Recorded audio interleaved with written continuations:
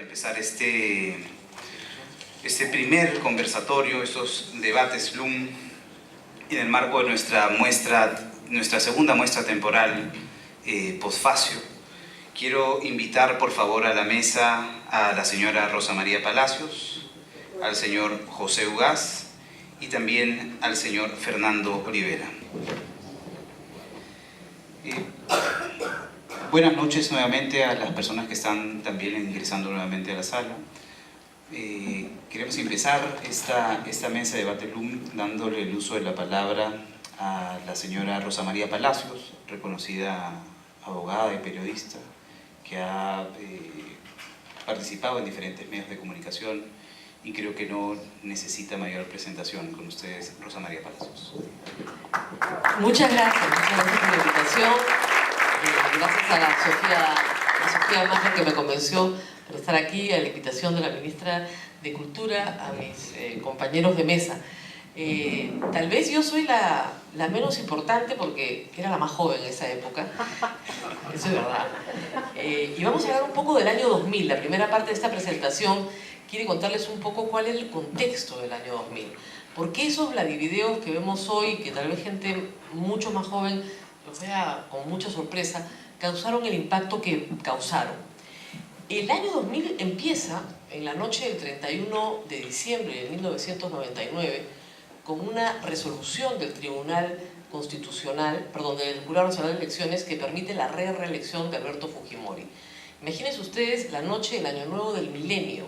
A las 8 de la noche sale la resolución que ya venía a venir, pero que finalmente consolida lo que había sido un proceso muy largo para promover la reelección de Alberto Fujimori y que había llevado a la defenestración del Tribunal Constitucional, el control de la Fiscalía, el control del Poder Judicial, en fin.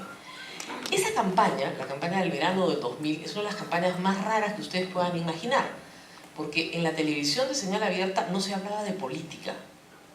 Muy poco, no habían programas políticos, los programas políticos de los fines de semana prácticamente no hablaban de política, no entrevistaban a políticos y bueno, se hablaba de policiales, se hablaba de concurso marinera, se hablaba de lo que usted quisiera, pero no había política. Y lo que era más sospechoso aún, no había publicidad, ninguna publicidad de grupos políticos adversarios al gobierno de turno, ninguna.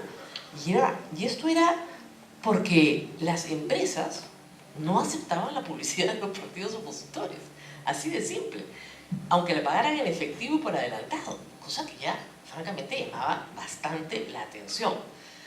El diario El Comercio destapa el asunto de las firmas falsas de Perú 2000, un escándalo inmenso porque demostraba que el partido de gobierno no podía ni siquiera recoger las firmas para su propio nuevo partido.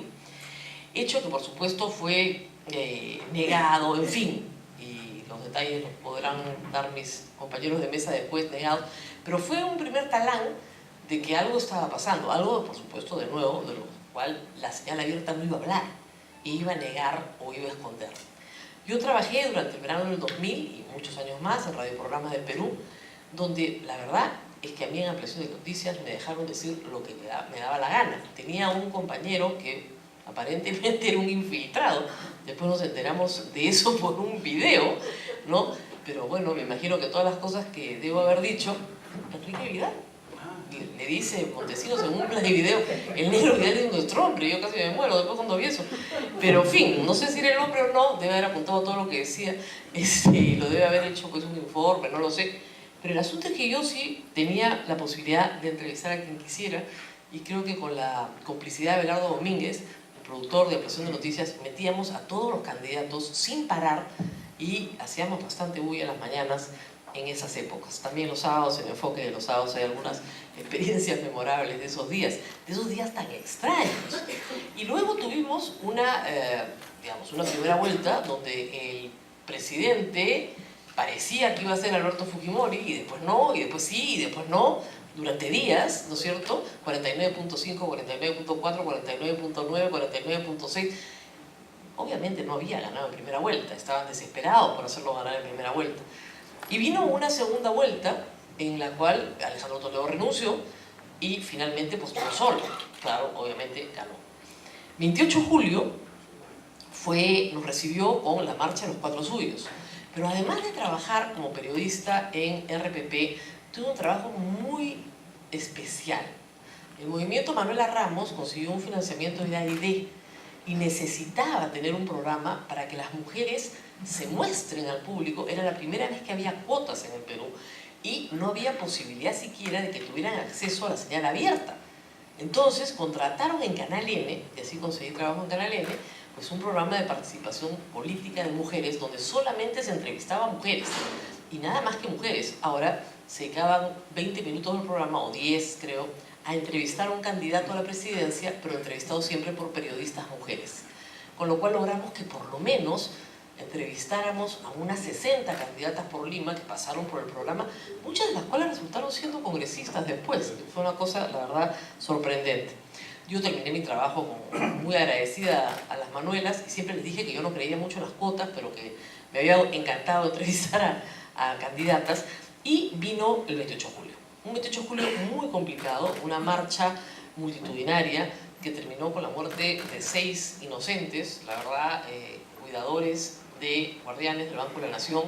Después se supo, mucho después se supo, que la explosión había sido provocada por el propio servicio de inteligencia, que lo han por obra de los manifestantes. Los propios reporteros que regresaban de RPP, yo estaba en la redacción, decían: esto es rarísimo, Rosa María, el Jirón de la Unión nadie lo ha tocado, y sin embargo hay otra calle que la destrozan. Entonces parecía todo muy armado ya desde la misma marcha.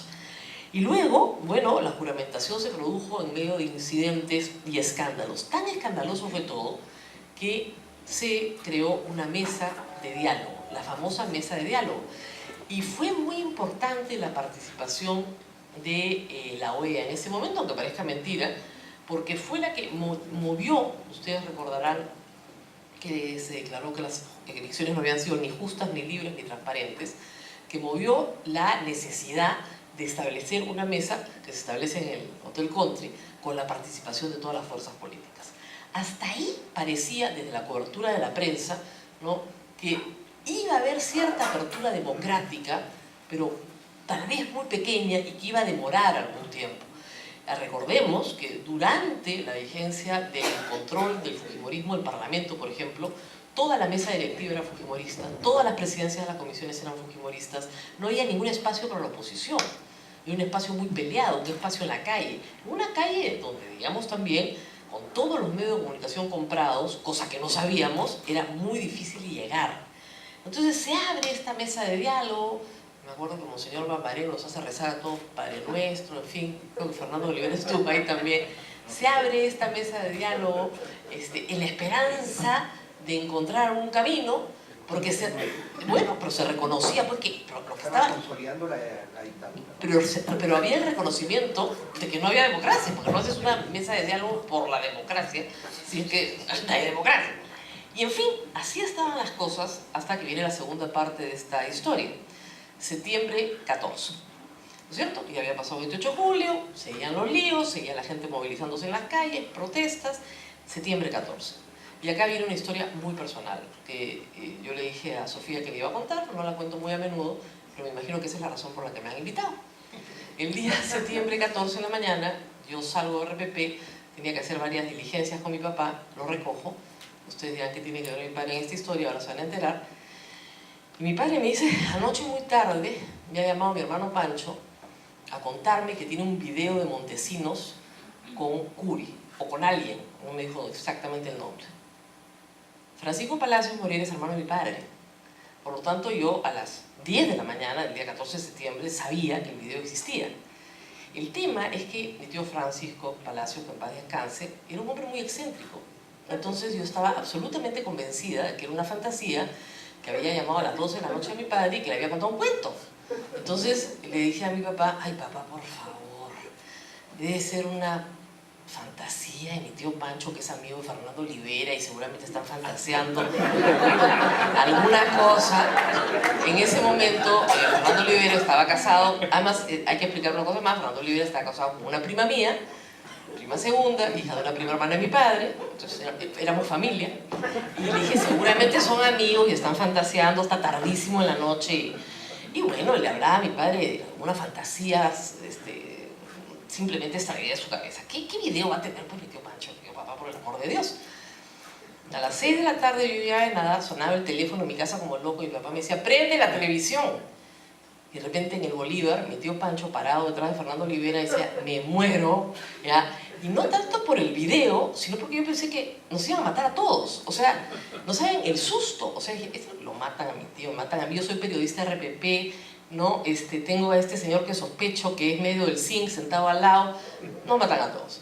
Entonces, esa noche había un cóctel en la Embajada de México, porque, claro, ustedes comprenderán que era 16 de septiembre, es el Día Nacional de México, esa noche era el Día del Grito de Hidalgo, y, digamos, toda la clase política peruana estaba invitada y algunos periodistas también. En ese año, los periodistas íbamos mucho a cócteles diplomáticos, no porque nos gustaran los cócteles diplomáticos, sino porque era un centro de intercambio de información valiosísimo. Los embajadores tenían mucha información, nosotros también teníamos información, y entonces en un ambiente donde nadie sospechaba nada, podías intercambiar rápidamente información de lo que estaba pasando adentro y afuera. Por ejemplo, yo recuerdo haberle avisado al embajador de Colombia que había información muy clara de un tráfico de armas que venía muy extrañamente triangulado desde el Perú hacia la FARC. Cuando nos llegó esa primera información, la embajadora le avisó inmediatamente a su gobierno y fue la primera pista de lo que después fue el famoso caso de la triangulación de armas a la FARC. Entonces, era imprescindible ir. Felizmente, la prensa limeña, chismosa ella y que sabe todo, me dijeron desde que entré, tú sabes que Ibcher ha pagado el video. Y yo decía, sí, ha sido Ibcher, a todo el mundo que podía. Cada vez que me lo preguntaba, sí, Baruch Ibcher ha puesto toda la plata. Sí, toda, absolutamente toda. Decía, Dios mío, que a mí, obviamente, nadie conocía a mi tío, así que no había ningún problema y no había oportunidad de sospecha. Así que durante toda la noche se tejió la historia de que Baruch Ibcher había comprado el video y bueno, todos éramos felices. Fernando Olivera lo había sacado a través de Canal N, él le contará más los detalles y asunto terminado. Durante los meses siguientes, cada vez que entrevistaba a Fernando Olivera en RPP y él ya iba a soltar el nombre y yo le levantaba la ceja, así como diciendo, cállate la boca que todavía está suelto, y felizmente no lo dijo hasta que después capturaron a Vladimiro Montesinos, gracias a Dios. ¿Ya? Pero la verdad es que ese es el tipo de información que un periodista no quiere compartir, ¿no? Porque estaba demasiado involucrado. El señor que entregó el video, este famoso Germán Barrera, cambió después, sí, cambió después su versión varias veces, dijo que se le había perdido el sobre, que no, sí, que no, etc. Lo cierto es que le entregaron $100.000, ese fue el precio pactado. Mi tío, que era un hombre muy especial, esto me lo contó Luis Iberico, que lastimosamente no está hoy con nosotros aquí, pues, mi tío era un hombre muy especial y se presentó con un maletín lleno de plata, por si se necesitaba más. Y era una persona que, de verdad, con toda su excentricidad, quería mucho a su país y pensó que era su deber, y que tenía que hacer esto porque era la única forma de sacar al Perú de una dictadura. Y vaya que tuvo impacto, y vaya que fue una buena idea.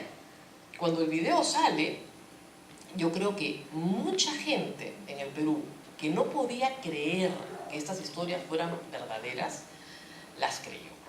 El video, Uri Montesinos, por $10.000, ¿no? Los argentinos me decían, che, por $10.000, aquí en Argentina eso no le das ni al portero. Sí, yo sé que allá roban más, pero era impactante que una persona, ¿no es cierto?, negociara, y además los diálogos los comenzamos a reproducir en la radio, ¿no? Uno hacía una voz, otro hacía otra voz, Raúl Vargas hacía una voz, y Hugo Villadegut hacía la otra voz para que se viera, ¿no? Y era una cosa, ¿cuánto? 10, 15, ¿no? Ya pues 15, 10, ¿no? Entonces, era una cosa tan impactante para la población, tan horrenda en el fondo, que eso es lo que acelera todo. Fíjense que entre el video Uri Montesinos y el resto de los videos pasan meses. No se ven más, se sabe que hay muchos más. Los que fueron estaban aterrados. Es más, hay algunos que confiesan sin que su video se haya visto nunca, ¿no? De puro terror. Pero entre ese video y que finalmente se entregan, se visionan, se ponen a disposición del público, pasan muchos meses y se hace el inventario. Entonces, ese momento es crítico. Y es crítico porque primero la bancada del fujimontesinismo en ese momento renuncia a la mitad. Hay un montón de personas que dicen, perdón, yo no tengo nada que ver con esto.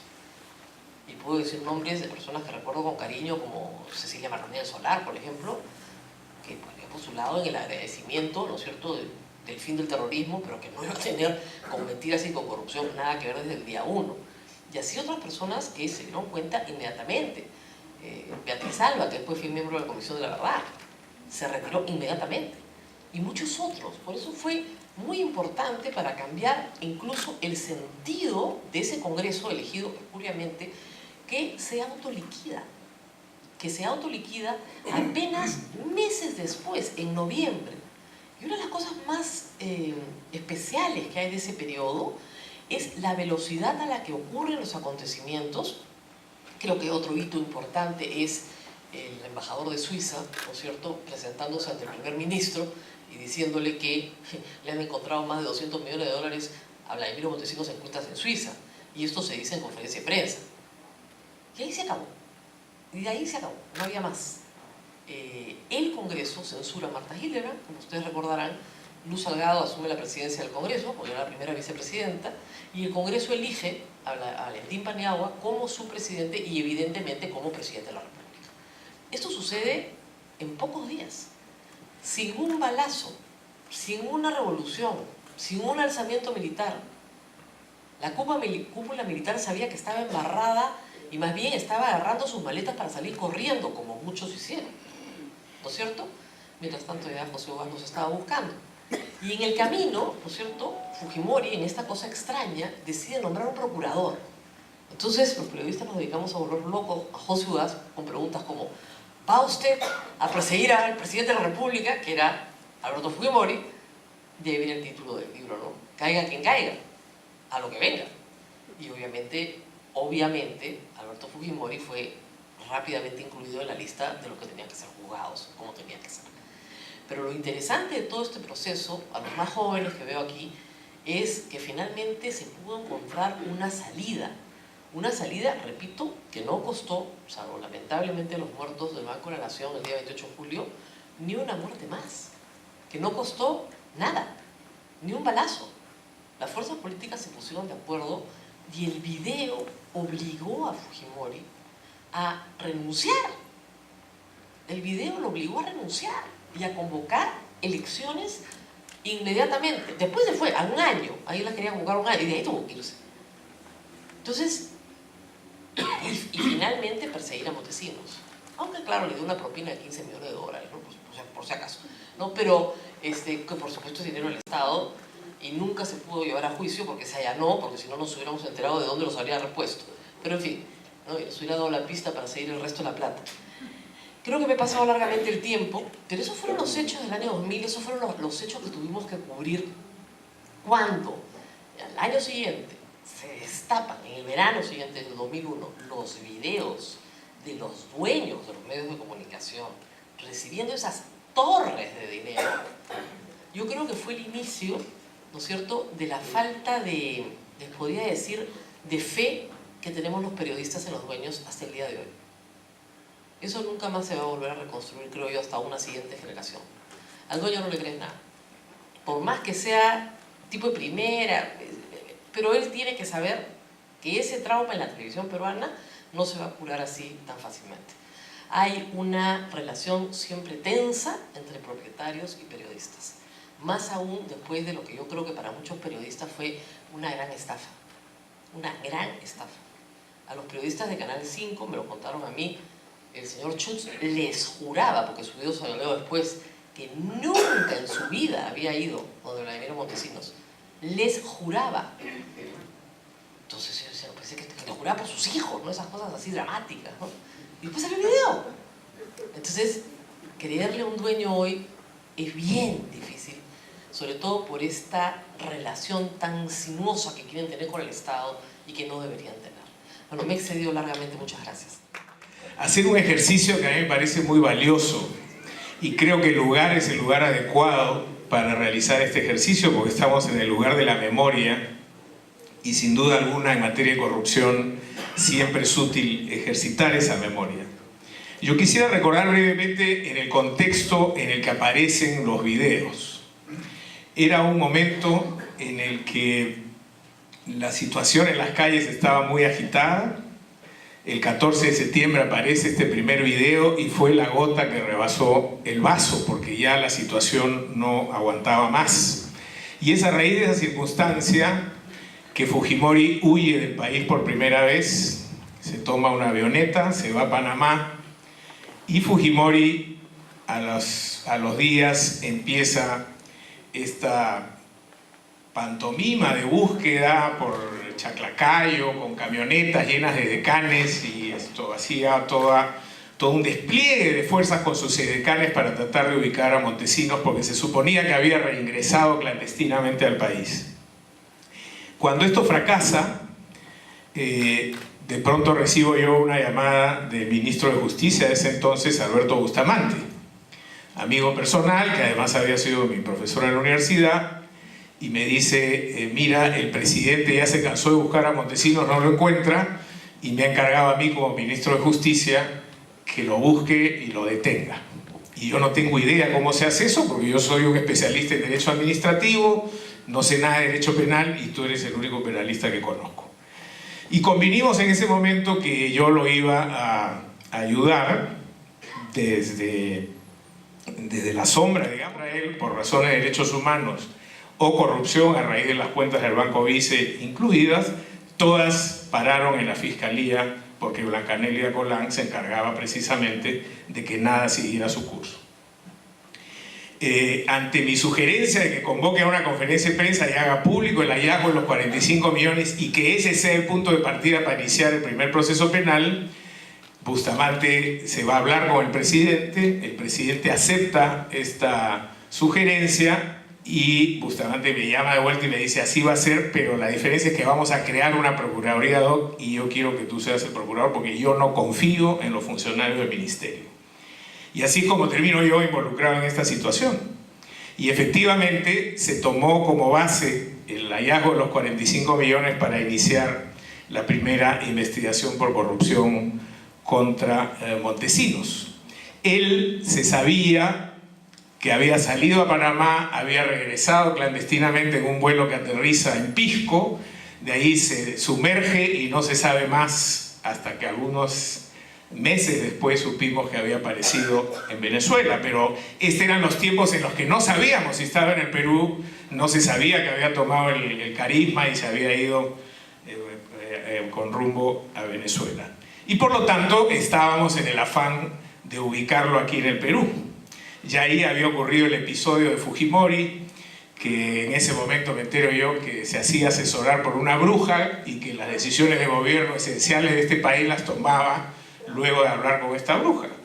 Y me convoca un día a Palacio y me dice, porque ciertamente yo fui nombrado por Fujimori, esa es la parte un poco estrambótica de la historia mía en esta situación, a mí me nombra Fujimori, me llama a los 2 días y me dice, mire, yo quiero decirle que yo consulto con una bruja, que es muy acertada, los grandes aciertos de mi gobierno han sido porque esta señora me los ha sugerido y ella me ha dicho que Montesinos está escondido en algún lugar en Chaclacayo.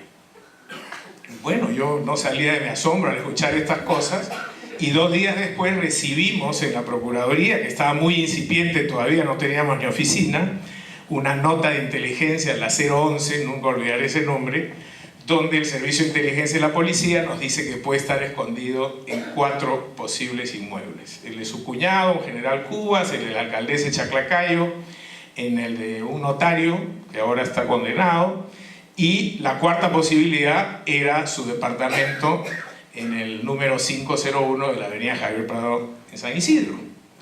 Bueno, ante esta información, lo que hicimos en la Procuraduría inmediatamente fue pedirle al juez una orden de allanamiento.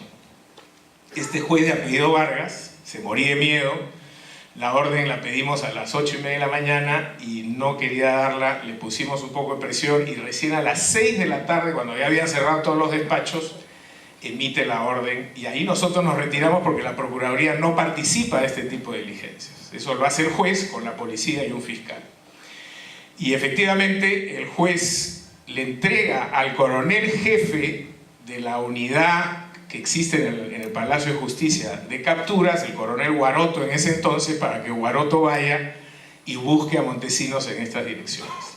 Bueno, Guaroto recibe la orden de allanamiento y en vez de armar los 4 equipos para allanar estos 4 inmuebles, se va corriendo a Palacio de Gobierno y con su jefe, el general Hurtado, se le entregan a Fujimori en la mano. Parece que Fujimori, previendo que íbamos a pedir el allanamiento, ya había intervenido en la policía para desviar el curso de esta orden judicial. Y es así como las órdenes de allanamiento terminan en manos del presidente, quien en ese momento arma un escuadrón con sus edecanes. Estaba el coronel Tantalián, era el jefe del grupo de edecanes, y a uno de los miembros de ese equipo le ponen una cinta y lo hacen pasarse como un fiscal.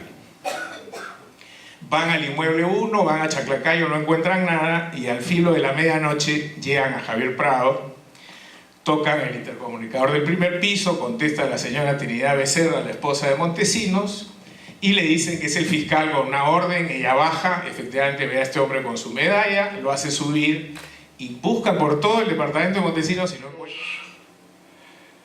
Pero, ¿qué significó cuando llegamos a conocer la verdad y a descubrir lo macabro del accionar del grupo Colina? Montesinos no podía permitir que alguien filtrara información sobre su accionar criminal y no paró hasta ubicar a Mariela Barreto. Y no paró hasta asesinarla y descuartizarla y poner cada extremidad en una carretera para que vean todos lo que les pasa a quien traiciona la corrupción. Ese era el régimen. El régimen que asesinaba a Pedro Wilca, el dirigente de Construcción Civil, que asesinaba a Saúl Cantoral, el dirigente minero, que asesinó a inocentes en los barrios altos. Lo que quiero decir es que allí, cada día, cada segundo, nos jugábamos la vida. Y nos la volveríamos a jugar. Porque ese es el sentido de cumplir un deber con la patria, con la democracia. Así que esto no era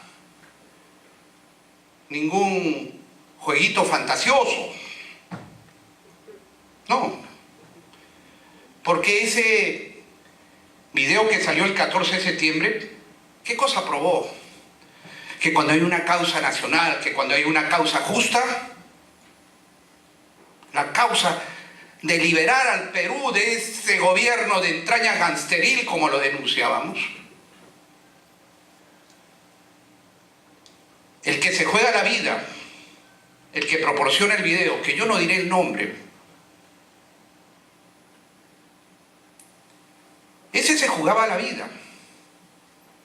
Y es que ese régimen, pues, llegó a pensar que solo los poderosos que se frecuentaban en la sala del CIN eran seres humanos. Los trabajadores que estaban ahí apoyando, pues, hasta por un sueldo miserable, porque hasta en eso eran miserables, consideraban que no eran seres humanos, y mucho menos que no eran patriotas. Es decir, que allí veían sacar decenas de millones de dólares, cientos de miles, decenas de miles, miles, a gusto del precio del quien compraban, y el que servía el café, el que limpiaba, el que ordenaba el video. No, esos no son seres humanos. Pues sí, claro. Y decidieron jugarse la vida. Y no crean que fuimos los primeros en ser notificados del vídeo. Hubieron otros. Y les quemaba. Gracias a Dios que no cayó en sus manos, porque probablemente lo habrían negociado. Y en cuanto supimos de la existencia del video, miren el régimen en el que vivíamos. Estábamos en el hemiciclo y teníamos que escondernos y hablar tapándonos la boca al oído directamente, porque todo lo espiaban.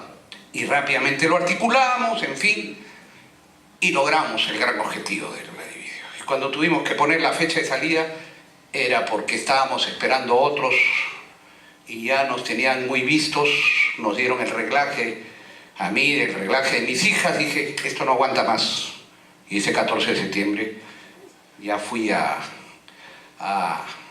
a Canal N, coordiné con Gilberto Hume, estaba Jaime Altaus también, que saliera a las 6 de la tarde. ¿Qué nos pasó desde entonces? Creíamos haber dado un golpe mortal a la corrupción. Y sin embargo, la corrupción está muy fuerte.